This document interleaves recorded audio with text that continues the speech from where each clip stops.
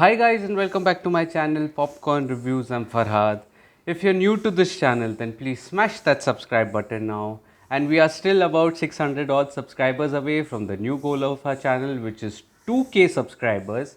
So if you're new, please smash that subscribe button and like the video. And today, as promised, I am here with another review, this time of a Tamil film that I watched yesterday in a theatre, which is called Viduthalai Part 1.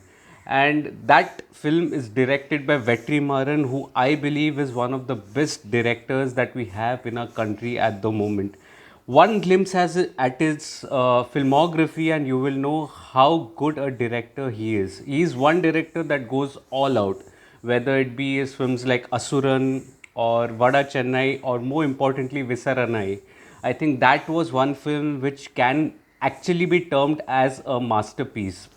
It was so hard hitting and so in your face that it actually makes you numb by the end of it. That film is on Netflix, do check that out.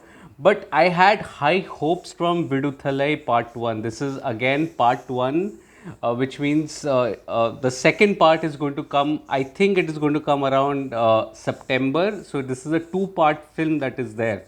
And how is Viduthalai Part 1? Let's find out.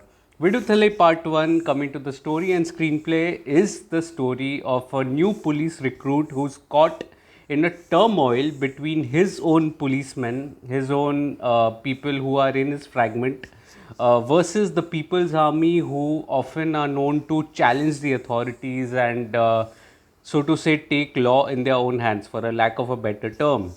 And the story here is absolutely brilliant. It is brilliant to the core. In fact, it is one of the most hard hitting and uncomfortable stories that I have witnessed in recent times. It was extremely difficult to sit through it, and it just had that trademark, Vetrimaran trademark. If you know, I'm talking about Vetrimaran trademark that is there in the film, and that I think was brilliantly done. The screenplay here, standing at 150 minutes, makes for one of the most difficult watches. And while going into the theater, I did not know it is going to be this difficult. I mean, I knew it was going to be a good film somewhere down inside, but this hard hitting, it is absolutely difficult to digest. I was almost numb hours after the film had ended, and that is strictly to do with the treatment that the screenplay had, the impact that the screenplay had in the minds of the viewer, including me. And it made for a splendid, absolutely splendid watch in every sense of the word. The drama here, it opens with a 10-minute one take sequence, and that is one of the best opening acts I've seen for an Indian film. That 10-minute sequence was filled with technicalities, and it set the context so well. It was so impactful that it kept you on the edge of your seat, as well as, looking forward to what things are going to transpire once the drama begins to unfold. And mind you, this is a typical Vetrimaran socio-political drama. It is a socio-political drama. It doesn't take sides, to be honest, but it does challenge the authorities, but showcase both sides equally, in equal light, at least in this part 1, Viduthalai Part 1 that is there. And for that, Vetrimaran needs to be applauded. The writers need to be applauded for that 10-minute opening sequence. Soon after, you are introduced to the new police recruit who has to, find his way and go to the check post. Now, the challenge here is also, as much as it is about the People's Army, it is also about the terrain. The terrain is a difficult, it's a difficult terrain to reside and to commute, so to say, and that is very well showcased here in the film as well. And the writers do well to keep that tension building of the lurking danger that is there on the outskirts owing to the People's Army. The proceedings here are absolutely fascinating and engrossing to a point that I did not look at my watch while watching the film at all, not even once in that 2.5 hours, barring the interval that was there. and that speaks a lot about the screenplay of the film. This is also as much a fascinating character study. The character of the protagonist is an idealist who is known to serve people through his police duties and not take advantage of them, even if it means to not follow the orders of his superior and to in turn get punished for that. That I felt was a character trait, and it was so well showcased in that entire first half that was there. The first half also includes the budding romance that is going on, and I felt that was quite organic and it made for a very tender watch. However, the tenderness in the drama is limited only to that period, and then once the second half comes, it actually sweeps you off your feet. The first half, by the way, also it showcases the plight of the police officers and how they have to stay and you know their lives basically about basic commodities is also a bit of a challenge. So that was very well showcased, but the narrative shifts in the second half. The second half is primarily about a bit of a flashback that is there, and through two different perspectives, it tilts the narration of the drama entirely, and that makes for a fascinating watch and a very uncomfortable watch. Why uncomfortable? Because the police torture sequences, as we saw in the film Visaranai, is also showcased here.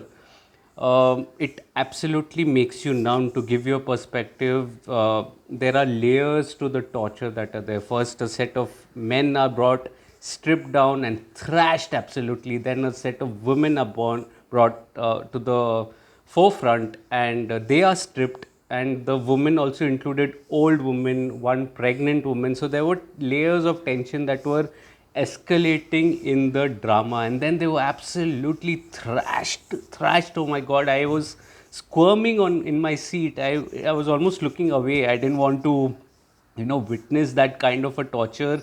It was almost infuriating to a point, and also a bit of numbness and helplessness as a viewer that you had to witness and sit through that. The final act here is also includes a good chase sequence, and it makes for a thrilling watch. And that is when the glimpse of part 2 begins, and part 2 promises to be an even better affair.